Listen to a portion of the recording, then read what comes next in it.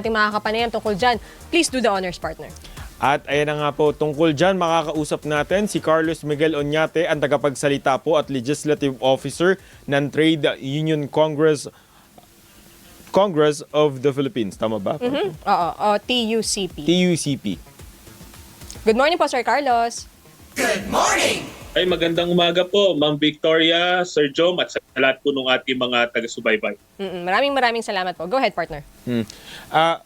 Unang-una, Sir Carlos, ano bang opinion nyo patungkol dito? Nag-extend ito, pinagbigyan ng korte itong request for extension sa pagpapatupad nitong wage hike.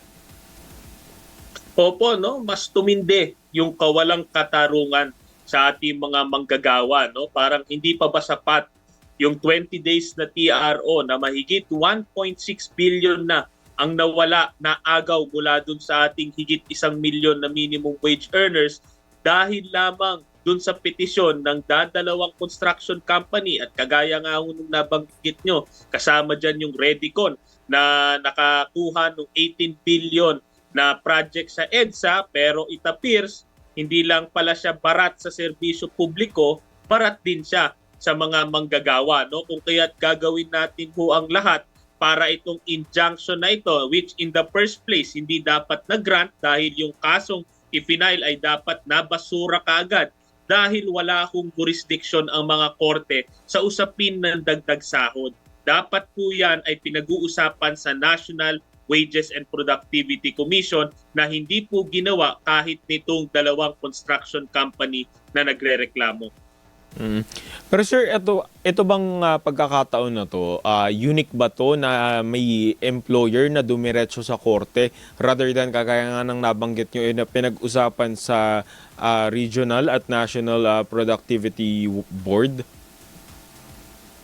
Opo, no? Ito yung tunay na historic dito sa 85 increase. Sa kauna-unahang pagkakataon mula pa nitong 1989, yung ating sistema ng pagtatakda sa sahod, first time na may tumakbo sa korte. At hindi lamang itong dalawang construction company, meron pang samahan din ng commercial fishing companies na tumakbo naman sa Navotas RTC. First time din na merong korte na hindi lamang nag-issue ng TRO, kundi nag-issue ng injunction o mas mahabang suspension sa ating dagdag sahod. No? Ibig sabihin rito, hindi na natin alam kung kailan pa natin makukuha yung dagdag sahod dahil yung injunction ay mananatili po yan hanggat ma-resolve yung main case na hanggang ngayon pending pa rin po sa Pasig RTC Branch 152.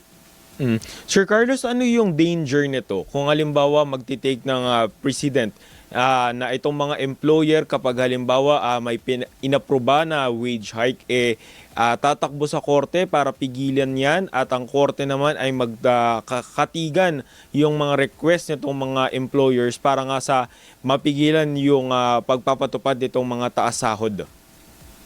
Opo, no, napakadelikado nitong kasuhan, napakadelikado nitong mga gayahan na nagaganap na almost yung mga petitions nga nung dalawang nag-file, halos copy-paste lang yung dalawa.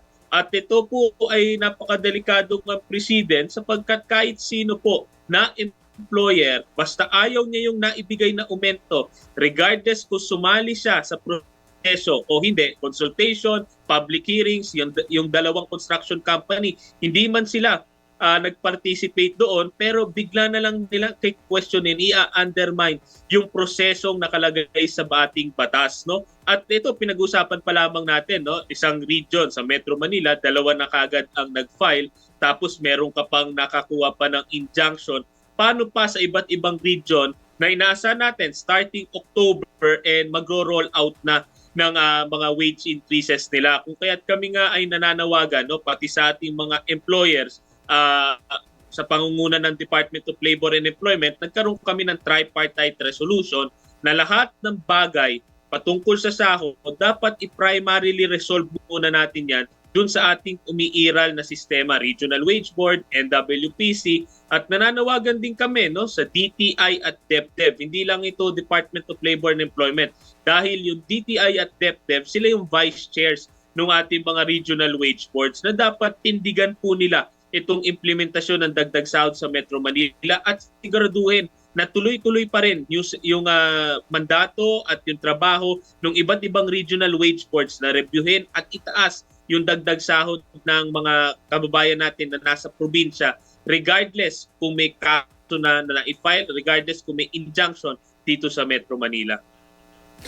Sir Carlos, nabanggit nyo na rin, no? DOLE. Nagbigay na ng pahayag dyan si Labor Secretary Francis Tolentino kung saan sinabi nga na titindigan nila at lalabanan ito nagpapatuloy na pagdinig ng Pasig RTC dyan sa aumento sa sahod. Pero sa posisyon ba ng TUCP, satisfied ba kayo sa mga aksyon ng DOLE sa ilalim ng pamumuno ni Labor Secretary Tolentino patungkol nga dito sa wage increase? Opo, no, paulit-ulit natin sinasabi dito, no, hindi gobyerno versus manggagawa ang laban dito. Ito dapat ay laban ng buong bansa kontra doon sa dadalawang construction company na ginawang takbuhan yung korte dahil lang ayaw nilang sumunod sa batas. Kung kaya't kaisa kami, no, sa laban dito kasama ng Department of Labor and Employment, pero dapat mas konkreto yung ating paglaban dito. Dapat agarang mag-file ng motion to dissolve the injunction yung ating Office of the Solicitor General because hindi ma-afford ng ating mga kabayan na mawalan ng 66 million pesos kada araw na pumapatak dyan sa injunction na yan o indefinite suspension. Pangalawa, dapat suportahan ng pamalaan, once again, through the OSG, yung mga motion to intervene na final ng mga labor groups dahil napaka walang saysay na itong kasuhan na ito ay hindi sa pagitan ng construction companies at ng gobyerno dahil ang pinaka-apektado dito ay yung ating mga manggagawa. Pero hanggang ngayon, hindi sila kinikilala ng korte na official party to the case. At wag nating i-rule out yung pag-akyat all the way up to the Supreme Court para mapigilan itong tinatawag nga nating potentially abusado at delikadong president na ginagawa nating takbuhan ng korte sa usapin ng sahod. Opo. Sir Carlos, ang sabi naman ng court, kailangan kasing balansehin yung welfare din ng employers na nagsasabi nga na hindi nila kayang bayaran. So paano ba dapat ang balance dyan? Kasi oo, kailangan ng wage, pero meron ding mga maapektuhang employers.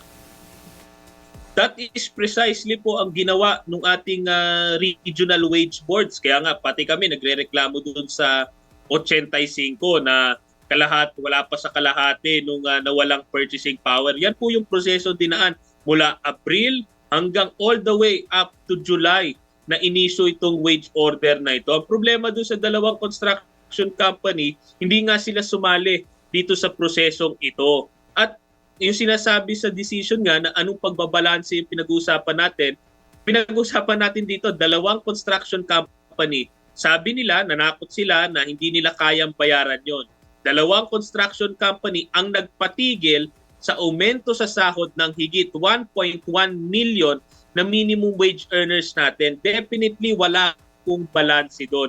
At ang injury, yung tinatawag nilang grave at irreparable injury, ang sumalo yung mga manggagawa. Sila yung tila pinagbabayad sa kasong ipinail nitong dalawang construction company. At hindi po totoo yung sinasabi na nila na sila'y magsasara dahil tataas by hundreds of thousands yung kanilang expenses because sa aumento sa sweldo. Sila po, ang mga revenues po niyan, mga quadruple A contractors ay nasa range of billions. Kung hindi po magsasara yung maliliit na negosyo dahil po dito sa aumento sa sahod, lalong hindi po kayang magsara niyang mga malalaking construction companies po na yan. Alright, so ngayon ay hintayin po natin kung ano yung magiging desisyon dito mula sa Pasig RTC Branch 152 at kung ano rin po magiging aksyon ng pamahalaan through the Solicitor General. Sir Carlos, maraming salamat po sa inyong oras. Maraming salamat din po at mabuhay po kayo. Good morning po. Yan po si Sir Carlos Miguel Oñate, Spokesperson and Legislative Officer ng Trade Union Congress of the Philippines o TUCP.